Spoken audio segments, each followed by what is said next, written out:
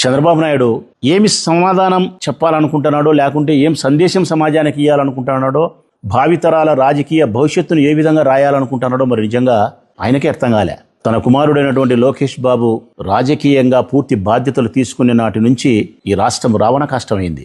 ఒక red book అని భయాన్ని కల్పించే విధంగా ఒక రెడ్ బుక్ తీసుకొచ్చినారు.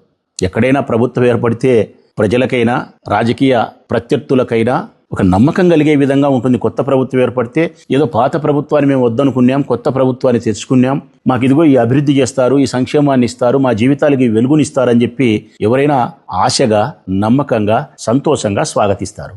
కానీ మీరు తీసుకొచ్చిన రెడ్ బుక్ రాష్ట్రంలో భయాన్ని కలిగిస్తుంది. రెడ్ బుక్ అంటే వైఎస్ఆర్ కాంగ్రెస్ పార్టీ నాయకులపైన, కార్యకర్తలపైన తప్పుడు కేసులు పెట్టి నెలల తరబడి జైల్లో ఉంచడం రెడ్ బుక్ చేసే పని అని అనుకుంటున్నాం సమాజం అంతా, ఆంధ్రప్రదేశ్ సమాజం. 20 నెలల తర్వాత ఇప్పుడు చూస్తుండేది ఏంటంటే, నాకు అనిపిస్తూ ఉండేది రెడ్ బుక్ కాస్త రూపాంతరం చెంది రెడ్ బుక్ కాస్త బ్లడ్ బుక్ అయింది.